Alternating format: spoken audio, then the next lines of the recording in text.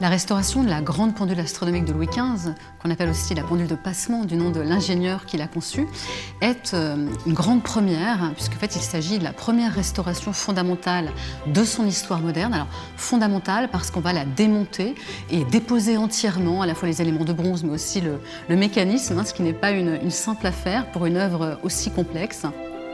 Cette pendule, elle se compose d'abord par la sphère mouvante qui l'assomme et qui abrite le système du monde par Copernic et qui indique l'état du ciel à tout moment. Et puis ensuite, l'horloge proprement dite avec ce magnifique cadran de cartouches émaillées où l'on distingue 4 aiguilles. Une aiguille pour l'heure, une aiguille pour la minute moyenne, c'est-à-dire mécanique, la minute vraie, c'est-à-dire l'heure solaire, et puis la seconde. Plus bas, vous voyez des guichets, les guichets du calendrier. Alors vous avez le nom du jour de la semaine, le quantième, c'est-à-dire le numéro du jour, le mois et puis le millésime, donc le nom de l'année, jusqu'en 9999. Et puis plus bas, vous avez un disque tournant qui indique les âges ou phases de la Lune. Et tout en bas, à l'intérieur du jambage, eh bien, ce grand pendule en fait.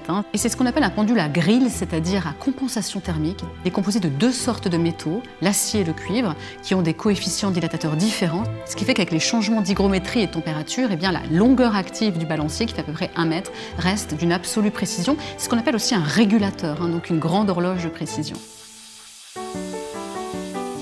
Pour nous, mais aussi pour l'œuvre, on a la chance de pouvoir travailler au sein du C2RMF, donc le Centre de restauration et de recherche des musées de France, et à la fois de bénéficier du savoir-faire de cette institution, mais aussi de la puissance de ces instruments de recherche, notamment des nouvelles techniques d'imagerie.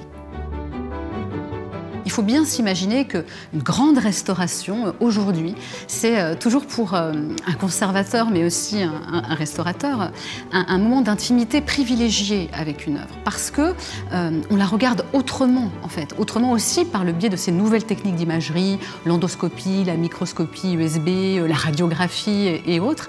Et donc, on voit autre chose.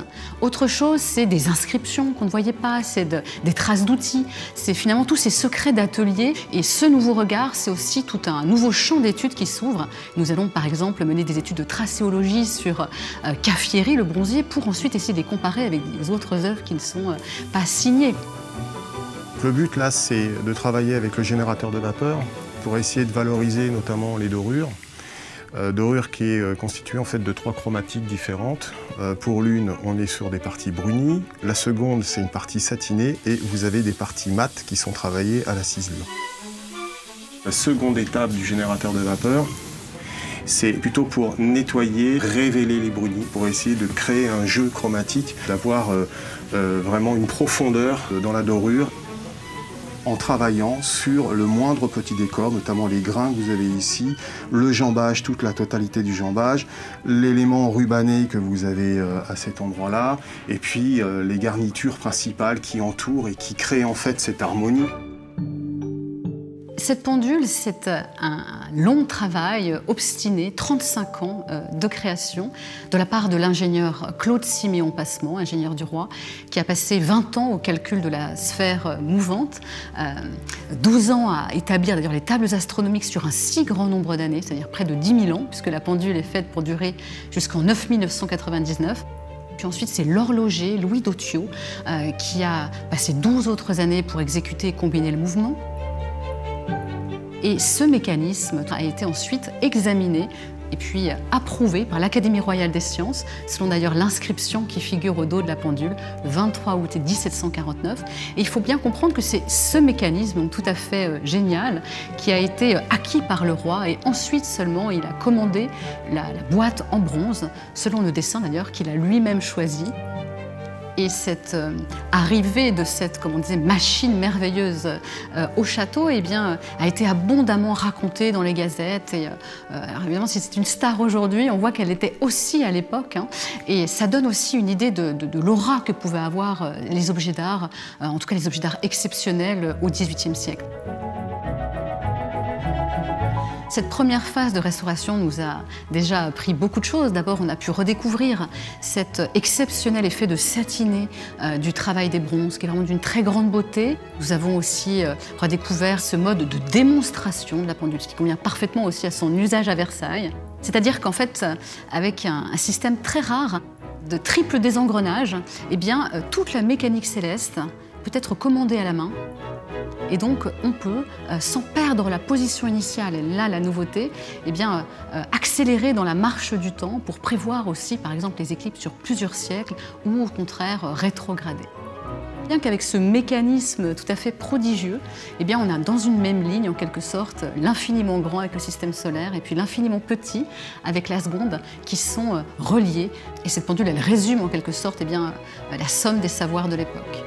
Et puis enfin, on espère que la deuxième phase de la restauration nous permettra notamment de faire réentendre la sonnerie de la pendule passement. Alors il faut savoir qu'elle est pourvue d'une grande sonnerie. La pendule sonne les heures et les quarts, mais elle répète les heures à chaque quart, ce qui fait quand même pas moins de 864 coups par jour. Donc elle est pourvue d'une sonnerie à la demande et puis aussi d'une fonction qu'on pourrait appeler aujourd'hui la fonction nuit, d'ailleurs parce qu'elle est exposée juste à côté de la chambre du roi. Cette pendule, c'est une véritable icône de Versailles parce qu'elle fait partie des très rares œuvres ici qui sont toujours en place à l'endroit pour lequel elles ont été conçues. Elle fait partie des œuvres qui ont été exceptées des ventes révolutionnaires en 1792. Pourquoi? Pour son caractère unique et puis aussi parce qu'elle représentait eh bien, le génie de la nation française. Cette pendule, elle s'impose en quelque sorte comme un portrait allégorique du roi, et en tout cas de ses passions personnelles, au premier rang desquelles les sciences.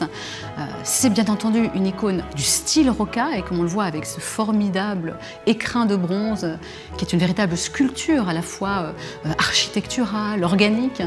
Et puis, on pourrait dire qu'à elle seule, cette pendule, c'est un manifeste de la science et de l'art réunis. Comme toujours, c'est Louis XV, un prototype à la pointe de la recherche, et puis la beauté inouïe des ornements. Et puis cette pendule, je dirais surtout, elle nous projette dans le temps très long. Eh bien voilà, on peut se poser la question, est-ce qu'on passerait encore 35 années pour créer un objet hors norme?